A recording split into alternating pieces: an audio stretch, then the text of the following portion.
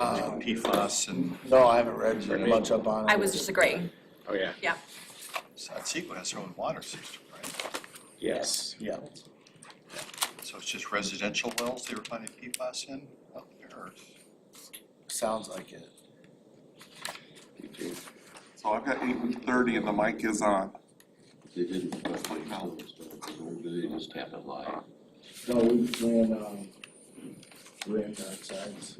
Oh, sorry, street sides. Street sides. Yeah, there should be one going. Yeah, it was a lot, and it was planned that way, yeah. I guess it's time to start, right? Yep. All right. So I'm going to call this meeting of the Utility Policy Committee to order for Thursday, February 13th, 2025. First order of business. I guess we don't really usually do roll call, do we? So we know who's here. We have a quorum. We have some guests with us. Good to see you all. First action item is acceptance of the January 9th, 2025 minutes. Is there a motion? I'll make that motion. Support? Motion made by John Crum, supported by Peter Hefner. Any discussion? I just want to say thank you very much. I think we always get great minutes, detailed. All those in favor, please say aye. Aye. Opposed, nay. Thank you. Any public comment? I am not accessed online, so Nobody has a hand raised yet. No? Okay, all right. Unfinished business, capital improvements. Who's taking that agenda item? Neighborhood policy? So, if I may, Neighborhood Policy Committee met since the last meeting and talked about, because we talked about the investment that the system is going to make in the neighborhoods already, and then that we would be more comfortable if there would be mandatory connection within those. The committee met and agreed, and we put together some language that is in the packet. And so what it indicates is that Speak up just a little bit. the new language in the utility policy, the neighborhood committee is that we added a couple conditions going into a project, and number one, the township willingness to adopt a district-by-district mandatory connection ordinance that would require a connection to the water system at the time a permit is required. Now, that's district-by-district based on information that we got from one of the township's attorneys, and wouldn't then be township-wide because there's political and issues there that's probably not going to happen. So the township would have to say, yep, we're willing to do district by district. Nobody has that yet. The only two townships that have any kind of mandatory connection are Oshtemo Township wide and Cooper Township wide. Everybody else has no mandatory connection, so that there would have to be some legal work and some ordinance work before.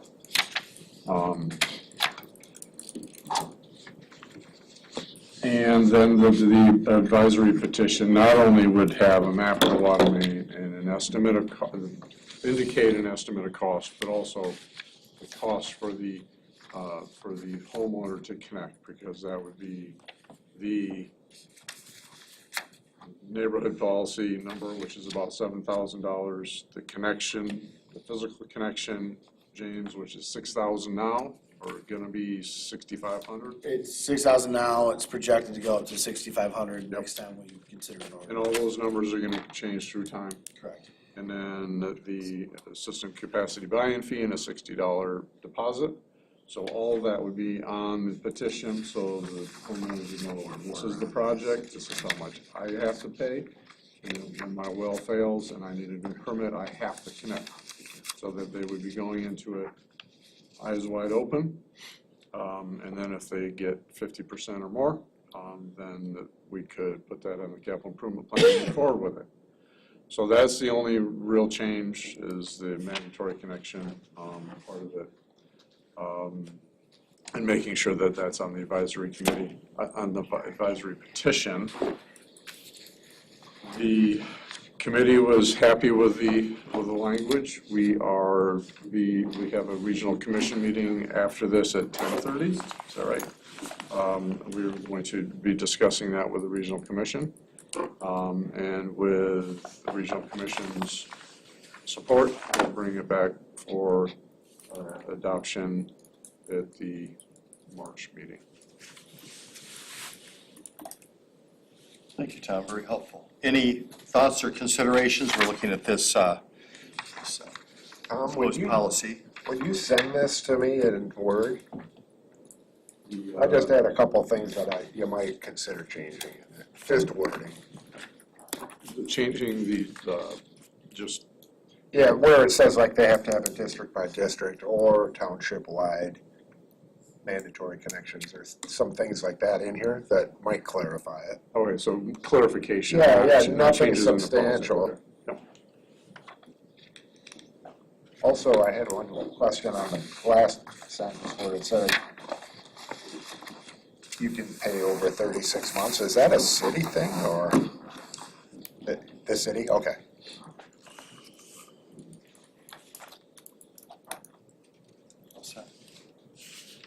Thanks to you, Tom, and everyone who's participated in this, putting this together. I think it's a lot of questions to answer, and I appreciate going through the details and the thinking on this. No action required on that. Under new business now, rate consultant contract renewal. Did we have any, I'm sorry, did we have any capital? On the business too? Oh, I'm sorry. I was gonna report on. Thanks, John.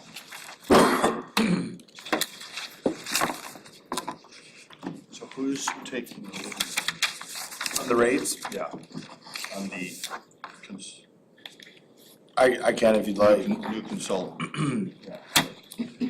So the city received a proposal from Stantec for rates for fiscal year '26. The report says 2025, but it's work in 2025 for the '26 rates. That proposal was, I'm using round numbers, about $109,000. We also included in your packet the proposal from last year for comparison. So the proposal from last year's shown as a 2024 proposal for 25 rates, and that was, round numbers, around 117,000. So, we are seeing that, the Stantec proposal is reduced in price for this next year. The, overall scope appears, about the same. So there's work, some real in-depth study and work on rates. And then there's several other line items that would be available for us if we wanted to go into some additional work on, like water affordability, for example. There's some other, professional services support work that sometimes we engage in when, we're looking to get into some details on, billing or cost of service for, say, fire hydrants or, something like that. So, just some examples from those other items that we could add on to it. So, city staff have reviewed it. It's our recommendation to, move forward with another year with Stantec in accordance with the proposals that they provided. So last year at our meeting regarding the rate consultant, we approved a 2-year contract with Stantec, with the caveat that they provided reasonable rates. And James seems to think they have, so I would make a motion that we would accept the proposal of Stantec and move forward with them for the 2025 calculation for the 2026 rates. I'll support. Just a clarification, is the action to advise the commission? Yeah, so that's correct, sir. The, due to the dollar amount this item will go to the city commission for formal contract award. But our, water services agreement gives the UPC and the authority to kind of make that recommendation, so that, Stantec is a contract with the city, but they're your rate consultant. They're the rate consultant of the UPC. So it's important that the UPC is totally satisfied with the rate consultant. Even though Stantec works with the city, works with city staff, it's not seen as the city's rate consultant, it's seen as the UPC's rate consultant. So the motion is a recommendation for the city to, Yeah, for the city to accept the proposal or enter into an Enter a agreement, contract. 1 year for 2025 to calculate 2026 rates. And support. any other discussion? All in favor, please say aye. Aye. Opposed, nay. All right, thank you so much. Do you have any idea when it will be on the city commission agenda? We'll probably have that programmed in March, Okay. if February's, pretty much over at this point, so, either first or second meeting in March. Okay. So, just for information purposes, it might be nice to send it out to this board when it is gonna be on the commission agenda. Reports, 2025 consultant billing summary. Within the packet, there is a summary. And I think it actually goes back for the existence of the UPC, maybe not the first year, I'm not sure it got broken out, but there's multiple years there. And there was a request to look at this on a quarterly basis. So this is that information provided by the city.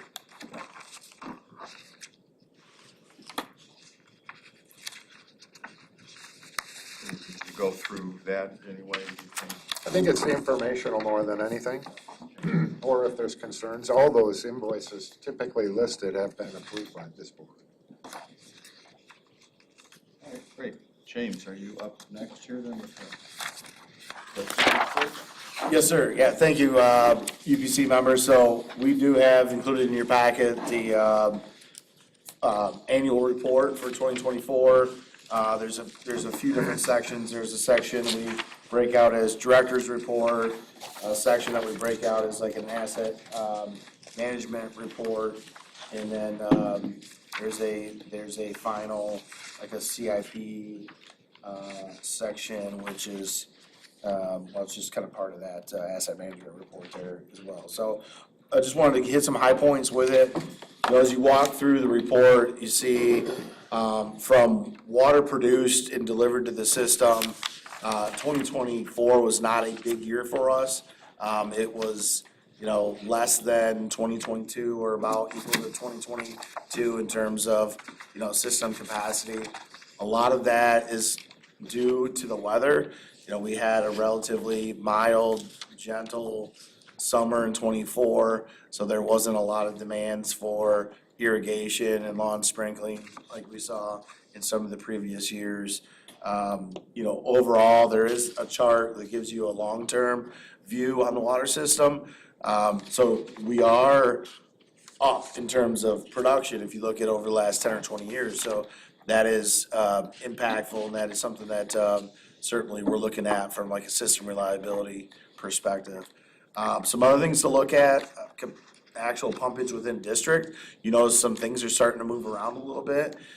We did some changes within the East Side High and High Pressure District to take advantage of some additional storage capacity that we had in High, but a lack of redundant pumping in East Side High.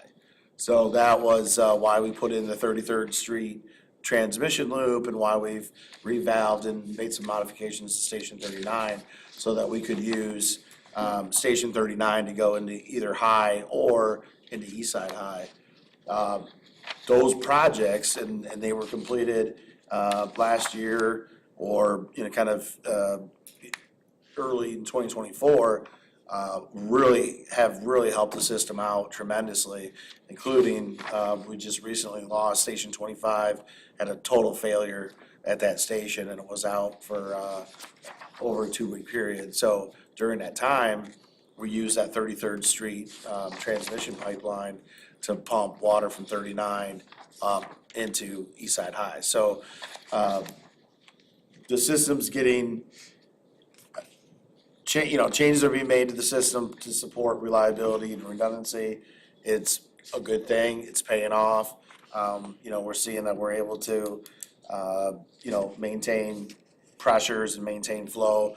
The hierarchy that we work through is, first and foremost, we've got to maintain pressure and flow, those kind of go together. So if we've got a fire or something like that, we're gonna be moving water to satisfy that demand, that's our first priority. Second priority is, working through, making sure we're meeting regulatory demands, all that sort of thing. And then third, kind of our tertiary priority is water quality. There's other things that we're doing for water quality within High. We're really sourcing all the water into the Siesta tank and then using that Siesta tank to push water throughout the entire High district. We call it our Siesta 1 operational plan. And that has really helped with water quality complaints. If we flip the pages over to water quality complaints, you see that we went from some 600 in '23 and we're to, what, we're like 292 something. Let me spin through the stats here.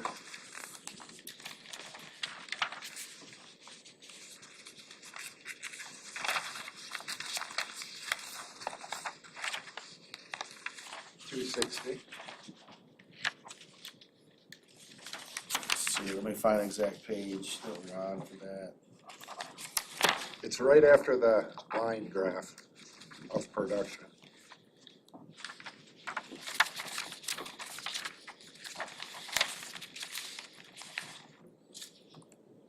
Oh, 2 pages after it, okay. Like that.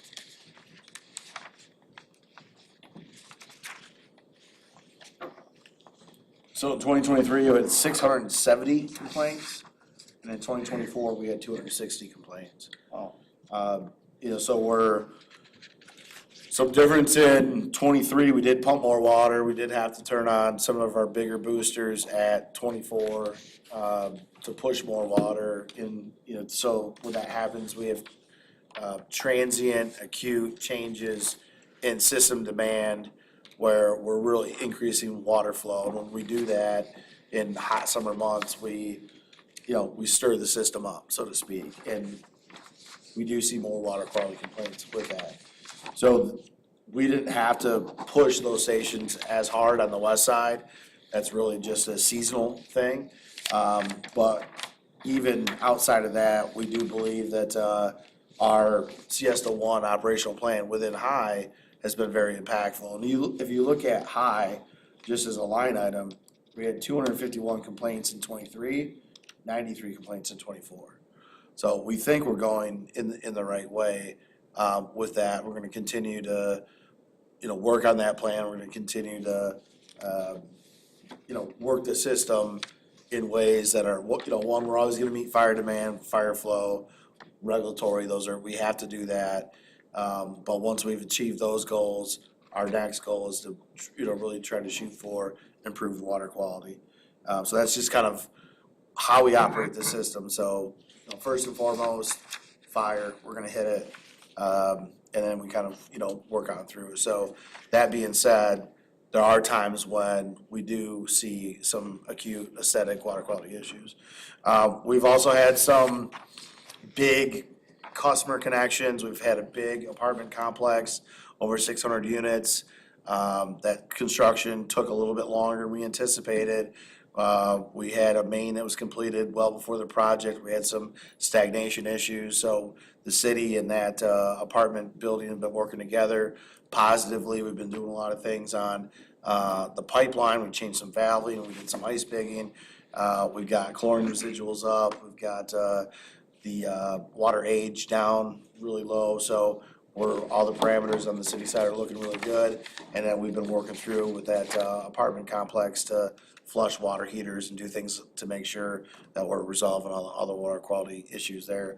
And that's been going very positively. We're kind of in the final phases of that work now. Just still flipping through the stats, I wanted to kind of highlight, in all of 2024, we had 68 water main breaks. Right now, since January 1st, we've had 51 water main breaks. So we're celebrating a little bit of a reduced year in 2024 while experiencing what could be a record year for water main breaks here just locally. Just to speak to that a little bit, you know, city crews have been extremely encumbered by this work to complete 51 water main breaks. You know, in the, you know, some 42 days into the year, right? So that's just a lot of work happening. We're probably gonna be bidding out, or seeking quotes for, pavement restoration. We're having to go break to break to break. We're not able to perform our roadway repairs, in a timely basis just because we're still just going break to break to break. So, you know, we are working with A1 Asphalt. We are doing road restorations where we can. You know, unfortunately, we had Weston's was closed for several days due to one of these main breaks. We did get A1 Asphalt in there.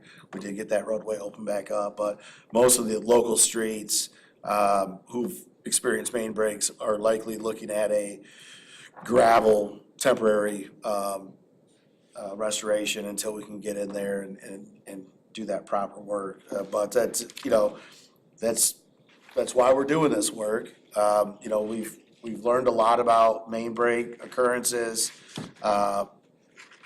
material, condition, age, and those factors all go into decisions when we provide recommendations for capital projects. If you go into the written section of the report, you know, we talk about a lot of different asset management kind of KPIs. We talk about staffing, we talk about inspections, you know, we talk about some of the work we do. And we also have a brief update of 2024 capital projects completed. So in 2024, we installed 8.2 miles of new water main. A lot of that was replacement of existing main, so it should probably be reworded as 8.2 miles of replaced water main. And then the system through contribution and aid through growth built 6.4 miles of new main. So that 6.4 miles of new main installed, that's really built by others, built by developers, built by folks coming into the system. And then that goes in as an asset, and that is a contributed rate base. And the 8.2 miles is kind of main replacement. So those are some big numbers. If you go back to the real heavy growth periods of the 70s and 80s, even 60s, you're looking at average about 10 miles a year of new water main installed. So to see us replacing 8 miles in a year and to see the 6.4 new miles come in, that's, you know, really positive work. I think it speaks to, you know, that really strong capital improvement program and our goal of, you know, taking an asset management plan approach to a lot of these projects. So, you know, there was a main break on Weston's, not in the spot that we did the Weston's project. So that's a future project to think about. And, you know, those businesses and those drivers that had to deal with Weston's being closed for about a 5 to 7 day period, that was not planned, you know, so that involved, there's a Chinese restaurant down there, that involved them not getting water. They were just, you know, in the middle of dinner and your water's off. And so from a restaurant perspective, that essentially means, folks, finish your meals and leave the restaurant, and the restaurant's now closed. It's not a good position to be in for businesses. With that, it's basically the summary that we've got here. Happy to answer any questions or any comments anybody's got about the report or any items in it. James, on the chemicals, I can see that phosphate is substantially kind of increasing. Is that Yep. pipe protection or what's the nature of that? I don't Yeah, know. so that's part of our, there's kind of two things happening. We've got optimized corrosion control, that's the big umbrella of what we've been ordered by Eagle to move to, optimized corrosion control. That is a new product, and then it's feeding that new product at a much higher rate than what we used to feed our old product at. So there's a couple capital projects that are supporting that work, and then you're seeing from an operational standpoint, that chemical usage is starting to go up in alignment with that work. And that does, that coats the pipes to provide a protective barrier against lead. And that also has a component in it that sequesters iron. So that also helps to, kind of keep the iron out of, it keeps it in suspension, so it keeps it from, discharging out, into the system. It's not full iron treatment, it's iron sequestration. It does help a little bit with the iron. It's not, the ultimate solution, but it is some improvement. Other questions for Dave? Hey, first overall question is this report like a required template? Is it one you determine what to put together and put in it? Are regulating agencies expecting to see reports like this with these various sections, or how do we end up with a report that looks like this? So, the report has been added to over the years. It's something that's kind of lived in the department historically for quite some time. It predates me, I don't know exactly when it started. It traces all the way back into the 70s. There was a time period where it had stopped. It wasn't being reported. And so when the UPC was created, we reinvigorated the report and added to it a lot of the KPIs that we were tracking at the time. So you see, there's like frozen services are in here, 810 lead services that we got done this year, that's in there. So there's a lot of things. There was our intent to add KPIs and information that are going to be useful for the UPC as well as the city. A lot of we have city manager goals that are KPIs that the department has to perform. We also have budget goals that the department has to perform to beat budget metrics, and a lot of those are reflected in this as well. The last section, that asset management plan report, that is a required report for asset management for the state. But it does, there is some allowance for us to, kind of use our KPIs and things that are important to us to meet those requirements and how to report that. So like in capital, for example, we break that down and show you all the different components. The state, you just have to report, overall capital, overall operations. Okay. Hey, a couple other things. So what you were just talking about describes, like, say, the difference in production between the high-pressure district and the east side high-pressure district, how one of them is dramatically higher and one dramatically lower now. And that's the explanation, is the way that you're moving water, or is that? Right, so that deals with our 33rd Street loop, transmission loop that we just installed, and Station 39's new ability to provide water to either high or to east side high. Yeah. And that really helped us out when 25 experienced a total system failure. Had we not been able to bring 39 into that district, we would have had some challenges and may not have been able to meet demand. Why do you think on the water quality complaints, why was 22 so low? 22? Yeah, 22, I mean, it's 216. It's one of the lowest years. Yes. Maybe Some less anomaly or? construction. I don't know if we had Siesta up yet at that time. There's usage, overall, we talked about when we don't have to fire up the big boosters out west. that reduces overall water quality complaints. So it's, It's 216. yeah, Interesting. And if I could, I'm wondering if the bottom detail on that, relative to back flushing, where you had higher numbers in back flushing, 1 million gallons in '22, if that did not assist in lowering water quality complaints. yeah, that might have. Because that's 3 times what this past year was in back flushing. So, some of that stuff plays a huge role, excuse me, into customer complaints as well. Yeah, I will tell you, Station 11, before we did the improvement project at 11, the back flushes were becoming rather irrelevant, because the iron was just so saturated in the media. Central production has gone down, and a lot of that is because we're using water different in high, and we're not using 6 to push water out there any longer, but that's gonna come back.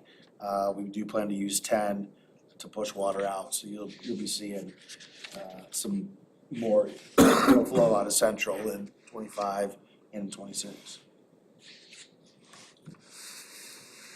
Is it possible to identify any theme when you're talking about 51 breaks so far this year? As far as like, well, it's just got colder or than before, or? We are looking at that. I don't know if we could tell you right now. We do track frost depth in the department, so we've got a series of calculations that, we've borrowed from Army Corps of Engineers, Minnesota Department of Transportation, and MDOT, Michigan Department of Transportation, and we've kind of blended those formulas and made our own curve. We then field check that with what we see in the field, and our curve is relatively correct as frost grows, but as frost retreats or thaws, it's a little ambiguous. But regardless of what that trend is showing us from a calculation standpoint, we're also just monitoring real world and see, what's going out there, empirical data. What we saw this year was that there was really no frost until January. When January hit, we started rapid escalation of frost depth. So we started gaining, significant frost depth every day. And then we started retreating frost and then gaining it again. So we kind of had no frost, then we really started gaining it at an accelerated rate. And then it has had periods of retreat, but it hasn't fully retreated yet. So spoken, I guess, a little more simplistic, the ground did freeze until January, and then it has been frozen since January. And not just frozen at one level, it's been kind of in this freeze thaw cycle, but still froze. I don't know if I'm explaining that well, but it is showing a lot of ground movement. Yeah. And when we see a lot of ground movement, we see a lot of breaks from that. Yeah. How deep are you right now in a roadway area? So we're in the 18-inch range in the roadway area. We accelerated from 12 to 18-inch really quick. And we accelerated from nothing to 12 really quick. And, we usually don't see major frost problems with like frozen surfaces and, breaks at depth sort of thing until we're over 30 inches. So it's not that the frost is, overly deep. This isn't a bad winter comparison to, historical years or anything like that. It's just one of those things where, we do experience breaks when we go into frost, and when we come out of frost, we seem like we're just kind of like in that sweet spot and staying there. Yes. One more question. Yes, sir. What's KPI? Key performance indicator. So it's something we're monitoring from like a budget standpoint. We want to, make so many widgets, and the widgets cost this much, and so we're gonna track the widgets, so to speak, or, we're gonna be doing so much work and we wanna track that to see how much is the work costing this year over next year, something like that. And it's usually always framed around something positive for the community, such as lead service lines replaced, frozen services, valves repaired, things. So it's actionable items in the water system of value to the community. Any other questions, comments? So James, looks like, did you already cover the water main breaks then? Yeah, looks like we did that in the report. And technical, managerial, financial capacity improvements is smart metering. Sure, yeah, that's a good transition into that next topic. So if you remember last year, we kind of created a packet for the city commission and for the UPC on water meter replacements and partnerships with, other areas and kind of some things that we were gonna do to accelerate our smart meter program in the water system. So we've got about 46,000 meters in the water system. We've replaced about 7,500 of those with smart meters so far. So we've hit about 16% of the system in smart meter replacement. We're now working with a goal to hit 5% annually of smart meter replacements. And if you look at our numbers in the 24 report, we hit that right dead on. So if you take our numbers divided by 46,000, you come out with 5% nose on. However, if you look at 5% a year, when are we gonna finish? That's pretty far out for the smart meters. That's far out enough that one might argue that technology may not be, viable from beginning to end, and you might have some midterm replacement. So, unfortunately, the capital program has been really focused on system improvements, main replacement, and lead services. And we just haven't been able to add a, $8 to $15 million program for, whole scale system replacement. Because we continue to prioritize CIP for those other, durable good type, improvements that you may argue. So what we've done is we've really looked at the work we're doing and, how can we optimize smart meter replacement. So one of the things that we've done with all the lead contracts is that we've added smart meter replacement to the lead work. So we go in the home for lead, we're already in there, we're gonna do a smart meter replacement when we're in there, so that's gonna help increase the numbers. The other thing that we did is we reached out to Gull Lake Sewer and Water Authority and, worked with John Crum and his group to say, hey, if we buy all the meters, could you guys go out and install them and, get them out, up and running for us? And then ultimately, once that's up and running, we'd like to have folks be able to, if you're a Gull Lake Sewer and Water customer, just go pay your water bill at Gull Lake Sewer and Water, in town. And then if it's a smart meter program, we'll have all the water stuff already, in that registry, and we could be able to kind of, work together to, kind of optimize, managerial capacity. So John and his group were, really good to work with and came back and said, yeah, we'll put that together and we'll work that out. So we ordered the meters, we got the meters in. We're now kind of working together a proposal. We'd like to ask the Gull Lake Sewer and Water Authority to give us a cost proposal, like a bid, if you will, that would involve them going out and installing all these meters. If you're in a house, you're installing meters, recognizing that we haven't been there, most likely in 25 years or so.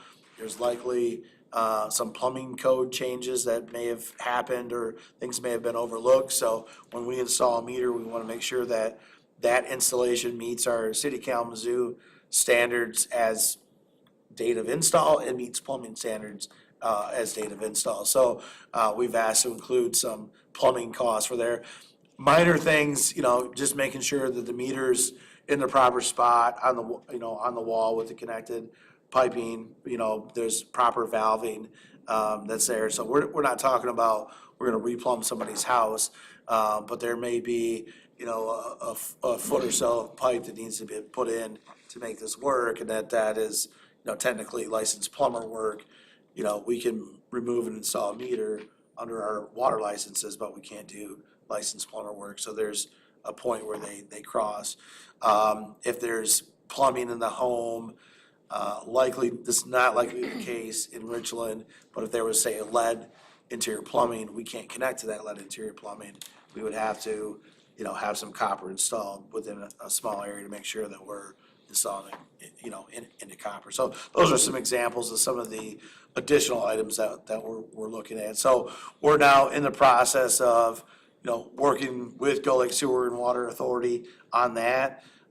Once we get that to where, they're ready to submit to us and we're ready to take it forward to city commission, we'll bring it by the UPC for, another look. And then once we're ready to go out, ready for it, we'll probably be coming back to, Richland Village and Richland Township, to explain to the boards, how this would work, how that customer interaction would work. Broadly speaking, the city would send a letter out to all the customers and say, we're gonna change out your meters, and we've hired a contractor. The contractor's Gull Lake Sewer and Water. Gull Lake Sewer and Water is gonna do the scheduling. Look out for, mail from Gull Lake Sewer and Water. Gull Lake Sewer and Water would then send a letter say, hi, your meter's gonna get replaced. We were hired by the city to do it. We're the contractor. Please call us to schedule an appointment. And then there'll be, additional communication after that. We'll talk that through in, public meetings with Richland Village and Richland Township. So we're moving forward in that direction. We figured it's a good time, to provide an update with the UPC on that. And then, it's always a good time for questions. If anybody's got any questions on smart meters or, this work to try to get, smart meters in the ground quicker, or anything in regards to that, we're happy to answer those questions. Well, With obviously your pumpage, we saw the numbers on your annual pumpage. But with the metering program, as far as, are you seeing anything with slowed or stopped meters that are, for what's not perhaps being billed as on the back end of that?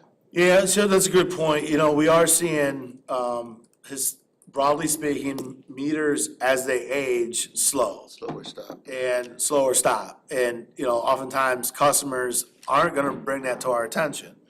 So sometimes these become rather problematic in, in the system at large. We are looking at meters, we are looking at, production between the numbers. Stantec has done some work with us. On the wastewater side, we've got a wider disparity between where, we think the pumpage numbers are and where the meters numbers are. So we'd like to do some more work there. Separate to, kind of the work that we're talking about, there is a need for us to really, to look at that, analyze that with a little bit better clarity. We've had some conversations with Stantec. We just don't have enough meters, AMI, on the back end to really make any sense of it. So like the meter numbers, everything you see here is meters that are, highly calibrated, certified by, external instrumentation specialists that come in and calibrate them. And so we've got a high degree of accuracy for the information that's in this report.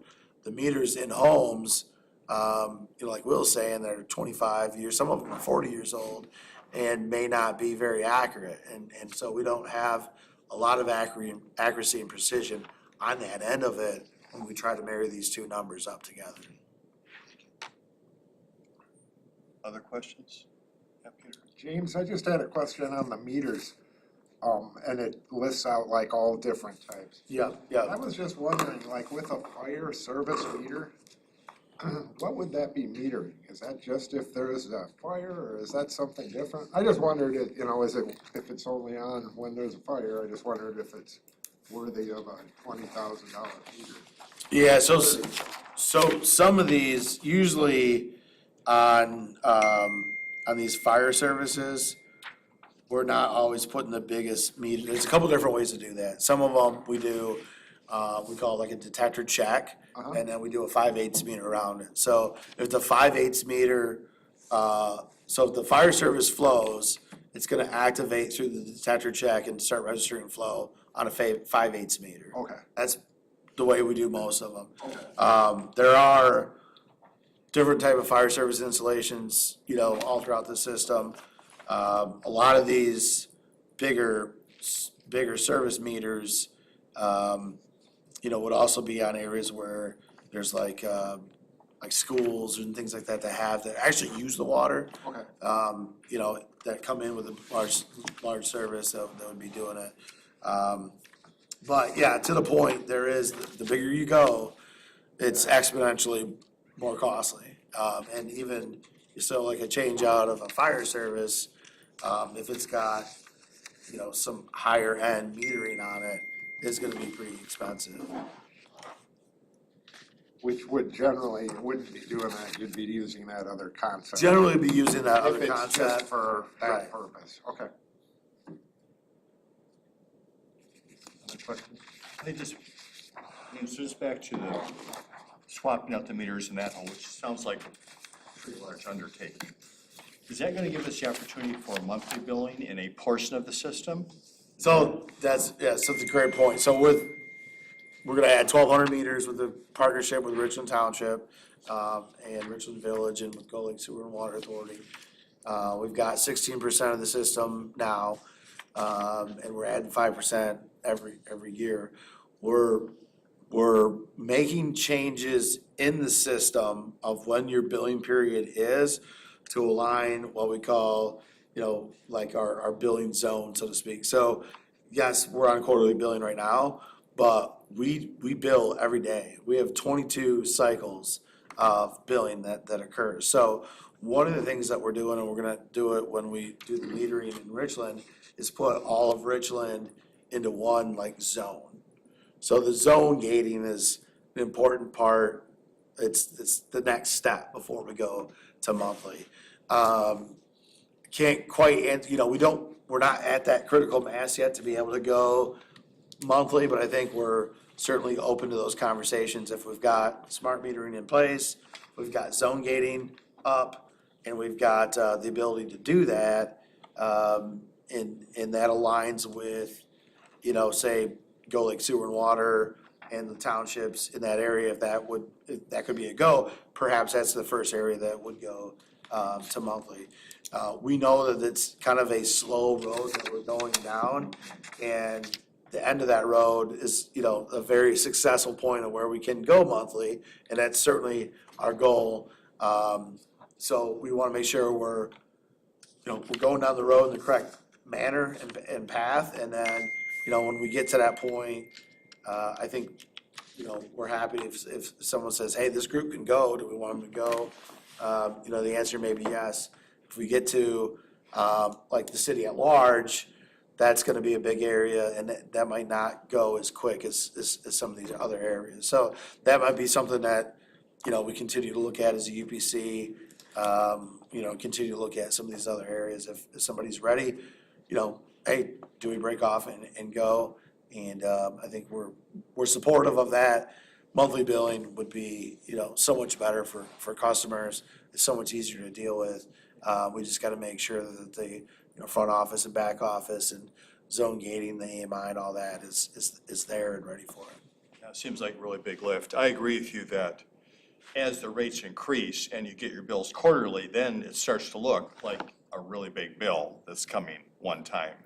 And I guess it just seems probably more palatable for people to budget those monthly bills, but it seems like such a big transformational lift. We keep talking about it. I wonder, can we actually even get there in Yeah. 20 years or whatever it's. Yeah, I think the reality is, you know, we're kind of doing everything we can from an optimized standpoint. We're partnering with lead service line replacements, we're partnering with other agencies, Gull Lake Sewer and Water, but at some point, we're gonna really need to look at capital and put an $8 to $12 million program in capital to get it done. And, you know, we recognize that the capital is there's a lot of money there. 25 is $110 million, capital program, so maybe 27 or 28, might be the year for that. But, I think that's something that, we look for guidance to, if the UPC is, really, would like to focus on meters and is, willing to support that capital program, knowing where it's at, knowing the needs of the system, but also knowing that, we've got to get metering right and we can add it to it, then I think we're happy to do that as well. Yeah, Peter. One thought I have for you is when you do this like 1,600, if there were a way, which there is, I would think, to say, here's this bulk, we put 1,600 into place, and the usage is up 5% because they were running slow. It would give you a lot better argument about replacing meters, and the cost of Right. doing so. Yeah, that's a great point, Peter. It's gonna give us kind of a test case. It's actually going to pay for itself or Right. something, I mean, it just might be helpful to put it higher on the agenda. Yeah, that's a good point. I appreciate, Peter's talk about the return on the investment, but I think the other piece that we want to, have a look at with the rate consultant is you're billing quarterly to you're billing 12 times a year now, so what is that additional cost, from an administrative standpoint to get those bills out as well? And that, that question continues to come up, in our office as well, because if the opportunity is there, we are seeing a desire to look at what is monthly billing, as you've said, because it becomes more palatable if it's, monthly instead of quarterly, as the cost continues to rise for the investment in public water and public sewer. James, just another inquiry item to better understand. When you're replacing the meters, I'm sure you go through steps and say, we want to get you on the list and all this. And what do you do when the people never contact you? Do you ever get to like, we're going to turn your water off unless we can come put your meter in, or? Yeah, I mean, that's, we might as well throw it on the table. There are some unfortunate interactions, whether it's lead service line replacement, meter replacement, or, some other need. Those are usually the big top two, where, we need to get into the home to access the water service. That's part of our service agreement, that's part of our ordinance. And if, as a homeowner, you can't comply with that, we will shut the water off. Usually, most cases, we've been able to work through issues with customers. Sometimes it's the job schedule, sometimes it's they can't get anybody into the home there with us from, timing or something like that. We'll work weekends, we'll work nights, we'll accommodate those. But every now and again, there is a customer that does get shut off because they refuse entry for us to replace lead service, or they've refused entry for us to replace a meter. It's very rare, and we're always gonna, do whatever we can to meet that customer where they're at and accommodate any kind of request. But, we do need to enter the home to do this work. One other thing relative to the fact, can it pay for itself? How does it pay for itself, but the customer is paying more? So that, right? So, I mean, could there be a response where people begin to see, wow, you put in these new meters and suddenly now my water bill is jumping because. Well, I think it's accurate, right? If you buy a gallon of milk, you want to make sure that you're getting a gallon. I mean, that's the right? response to that concern, right? And so for everybody that doesn't pay for their gallon, you've got people that are paying, 110 or 120% for their gallon. So, the argument with 16% smart meters in the system, we just add another 5% this year, 21% of our system. So you got 190,000 people on this water system, 21% of them are paying a gallon for a gallon. Why is it fair for those other customers not to? So Yeah. I think it's, we'll provide water at a reasonable rate, and, we want to make sure that that is accurate, just as accurate for the customer as it is for us. Yeah. Because it affects all of us, because it's all a commodity across the system. Anything else, James? You all set? I think we're all set. John, Yep. any other comments? Good. Now it has come to the most important part of our meeting. Good people. Someone's got to make a motion to approve professional services agreements. And I'm going to step aside and let someone take that responsibility this time. Is that where we're down to here? Yes, sir. There's two of them, one from Pine Newhoff and one from Pat. I'll make the motion to approve the payment of invoice 85610 and 86720 to Prine and Newhoff for services of $784.40, $917.40. Is there support? Support. All in favor, please say aye. Aye. Opposed, nay. Abstentions? I'll abstain. Abstentions. We'll catch up here. I'll make the motion to pay invoice 1023 in the amount of $850 for the Hefner Group LLC. Support. All in favor, please say aye. Aye. Opposed, nay. Abstentions? Abstain. Thank you. All right. Those are approved for payment. Comments, just before I get to the comment piece, I just want to make sure, welcome. Has everybody had a chance to introduce themselves? People know, well, I am Peter Hefner. I'm a CPA with Hefner Group. Will Rowland, former city of Kalamazoo, retired, rehired. But it's nice to be with you. My apology if I missed the January meeting. I was in Philadelphia at that time, but I'm clergy, so I travel a lot. does everyone else know? I'm John Crum. I'm the Executive Director for Gull Lake Sewer and Water Authority, and I, like Peter, represent the Regional Commission. Okay. Mark Elliott, retired Director of Public Works for Oshtemo. I'm Tom Wheat, Priner Newhoff Engineering, and I represent the Regional Commission on the board. I'm familiar with those guys for a long time. Tom himself, those guys. Melissa Buller, Deputy Director of Management Services for the City of Kalamazoo. Okay. Nice to meet you. Well, David Anderson. Good to see you, Dave. Now, are you permanent or are you just? I am the second alternate. Okay, So we okay. have the vacancy from Jeff. Steve is out unexpectedly today, so I am here today. Yep. Going down to the bench here. Yes. So I just want to say, it's an honor and pleasure to have you on the team here. Thank you. And coming in with some experience is going to be a big, big help, because I think that not having much experience, we've had a couple citizen representatives who were here for a while and then, termed out or got off, and it's really hard to get up to speed on all the nuance here and what's going on. So I really appreciate that you're willing to do this. Thank you. Thank you so very much. Thank you, James, for reaching out. Yeah, thank you.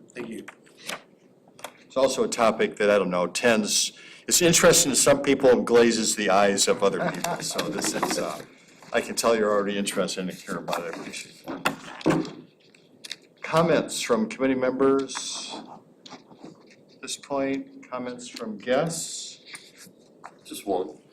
I noticed, I believe the city blocked off 14th Street yesterday at D Avenue. If they could please let emergency services know when they do that, it would be greatly appreciated. And I don't think they did a very good job. There was almost a good accident that I was almost in at that corner yesterday. The blockade was back about 50, 60 feet.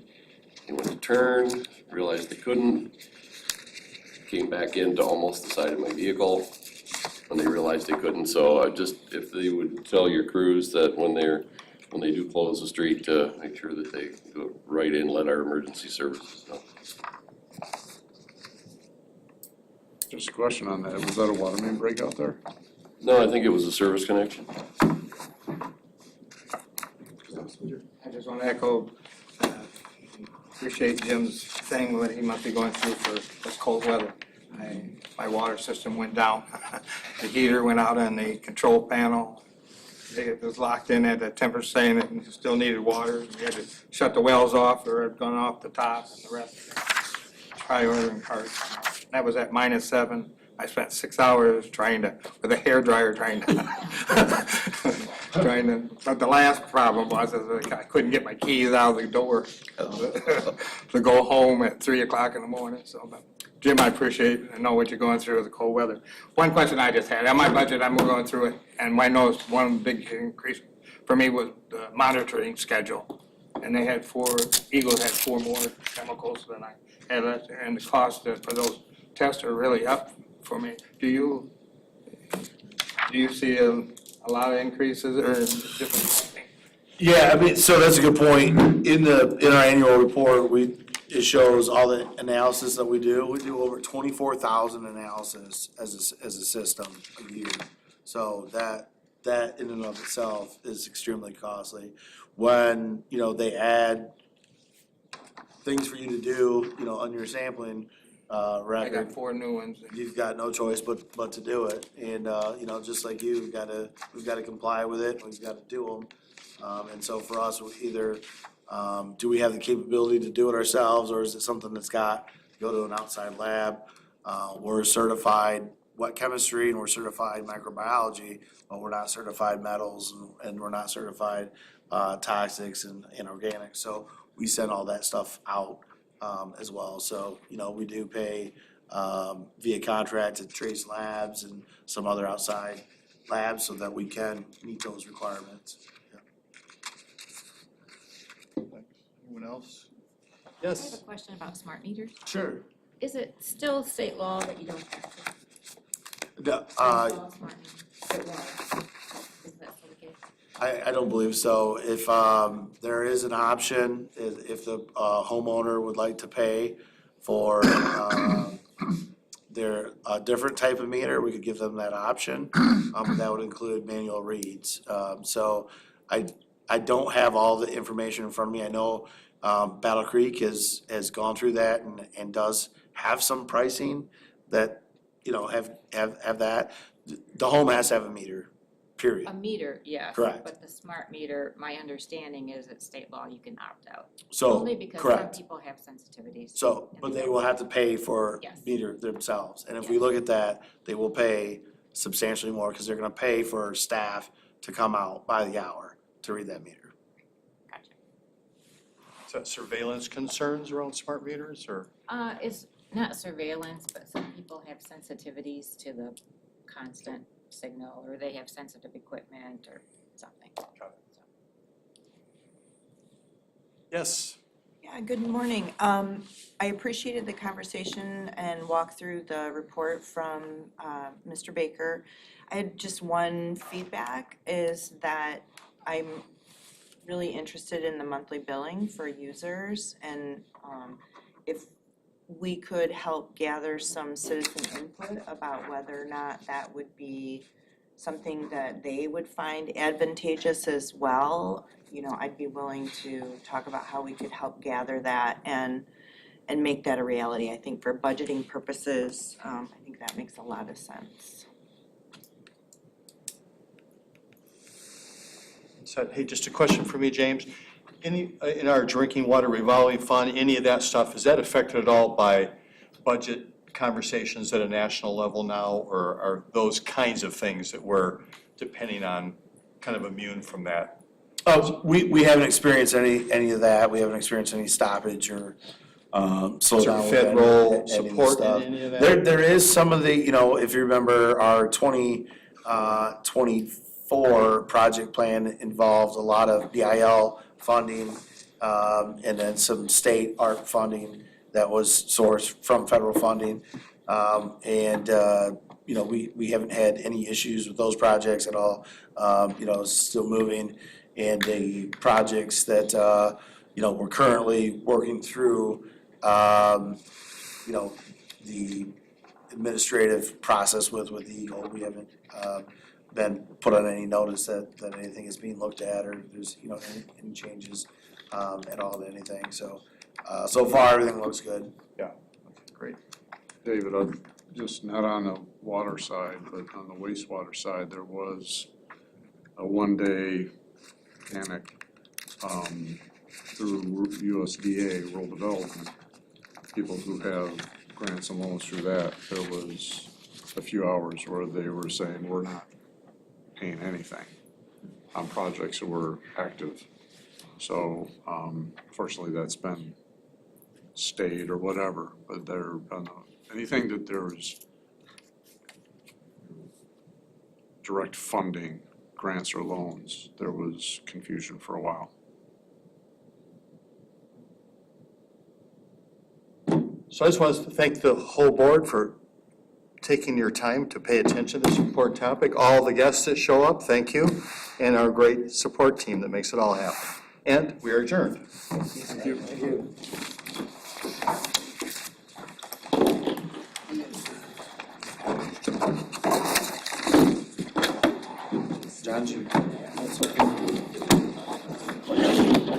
Hey, James, we, I had a